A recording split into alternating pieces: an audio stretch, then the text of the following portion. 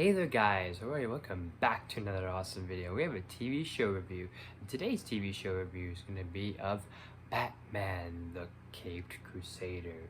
So Batman the Caped Crusader is the latest Batman animated series, and it takes place, it basically puts Batman in the 1940s, more or less. Fortunately, this isn't a full-on like origin of his story and things like that. There are things that are a little bit tweaked to kind of fit the 1940s, but kind of not, but we'll get into that in a moment.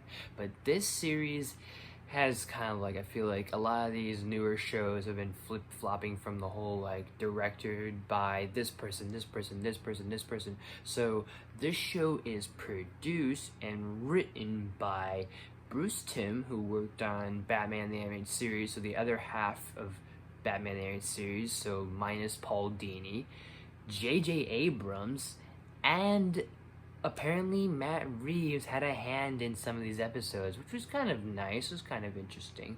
I will say that this has been getting a little bit of flack on the internet, and I kind of see why, and there's nothing wrong with that. There's nothing wrong with having that opinion if you don't like this show, because let's face it, it's been a while since we've gotten a Batman cartoon TV show before. I think the last one we got was Beware the Batman, I should say. I think.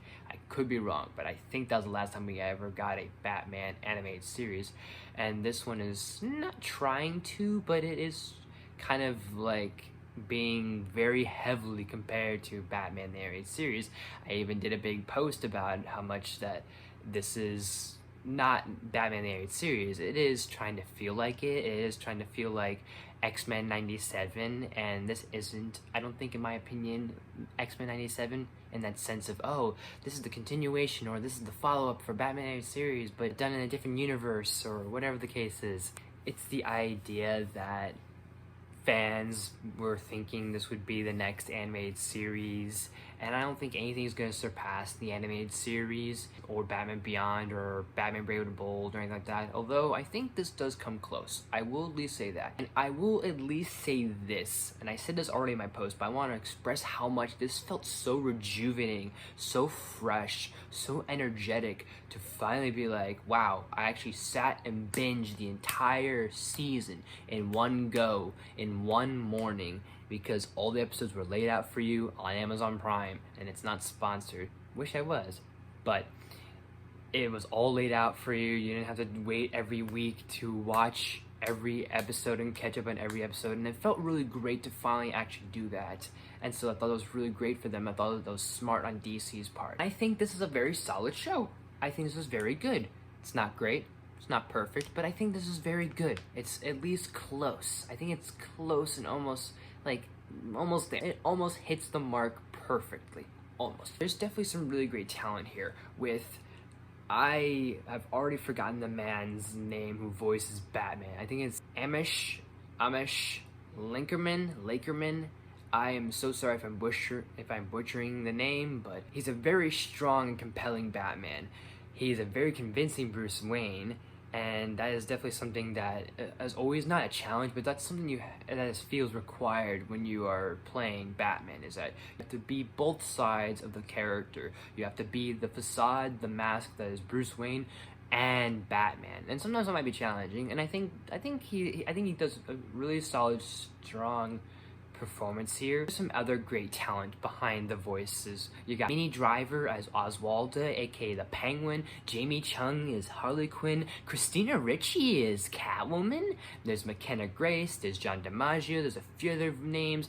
One I really loved a lot was Diedrich Bader as Harvey Dent, aka Two-Face. I loved him a lot. I enjoyed how much of an asshole he was, and say what you will, because he's an asshole, you don't really care as much when he becomes Two-Face, but I liked when he became Two-Face, and I liked how much of an asshole he was, that when he became Two-Face, it became just more delicious of a performance to watch, and still very just heartbreaking to watch and hear. There's definitely some really strong and solid episodes. The ones with Harvey Dent becoming Two-Face are my favorites. I think the one with Batman and Catwoman, of course, is very fantastic. I love that we have, in some episodes, sometimes we have big players of villains in Batman's Rogues Gallery, like the ones I've mentioned, and Clayface, and then you have some obscure ones like King Tut and Gentleman Ghost, which that was one of my favorite episodes too, having Gentleman Ghost. I thought that was really cool. I think the animation is very slick, it's very smooth, very, not stylish, but it has like, it tries to look like the animated series aesthetic, and that's the other reason why I think this gets compared to the animated series a lot. And I didn't address this earlier, but I will address this now, and I think this goes without saying that if you haven't seen this season already, there's gonna be some spoilers for the show.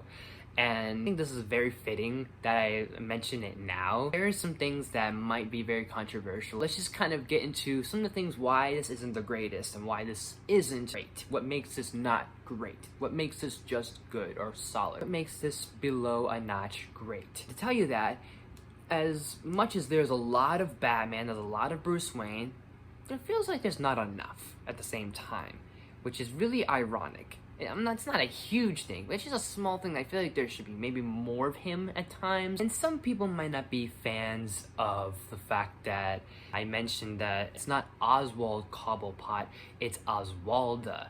They gender bend Oswald to be female. And they also have something with Harley we'll get into in a minute to at least address the Penguin in the room. Some people have been saying that this is like WB and SJU people trying to insert agendas and be woke and things like that, and I don't see this being this too much of a problem. I mean, I know this is stuff that wouldn't have been a thing in the 1940s, but I feel like this is like 50-50. I tried to touch on this a little bit in the post that I made, but this was one of the things I feel like they were trying to go woke for. I wasn't really bothered by the fact that this was a different interpretation of Penguin. Maybe this was an attempt at being woke. If it was, not crazy about it. If it isn't, then I don't care. I mean, it's a different interpretation. And then with Harley, I really liked what they were going for with Harley in this one. But there's this one moment that kind of does feel like maybe it was trying to be like, hey, we need to insert this because just to kind of keep people of this generation interested or intrigued or whatever it is, or keep a certain community involved.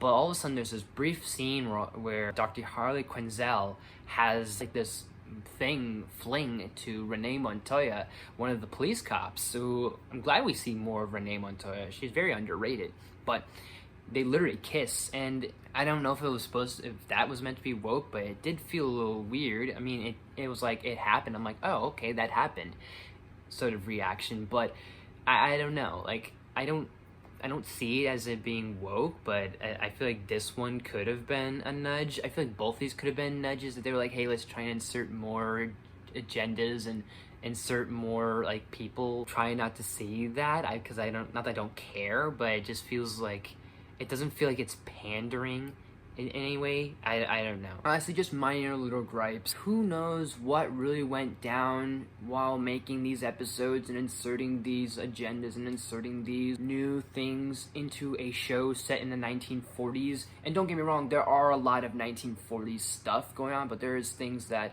might be off-putting, not fitting with the era. I think this is still solid. This still has a lot of potential. I think this is a very good start so far, and I feel like season 2 can give us a little bit more, a little bit stronger, more Batman, has a lot more potential, and especially for our Bruce Wayne and our Batman. So I am going to give Batman the Caped Crusader, on a scale from 1 to 10, I'm going to give it a 9 out of 10. So Batman the Caped Crusader, have you guys seen it? What did you think of it? Did you like it? Did you hate it? Let me know in the comments section down below. And as always, guys, thank you so much for watching. If you like this video, please smash the like button. If you're new to my channel, please subscribe to our videos every day, every week. Make sure you ring that bell to new videos every week. Share the video with your family and friends. Also, guys, some more, leave suggestions down in the comments. You name it, I'll look to do as best as possible. Look out for more reviews. Got some top 10s coming in. All that great stuff and more. Inserting other surprises along the way. So thank you guys so much for watching, and I will see you next time.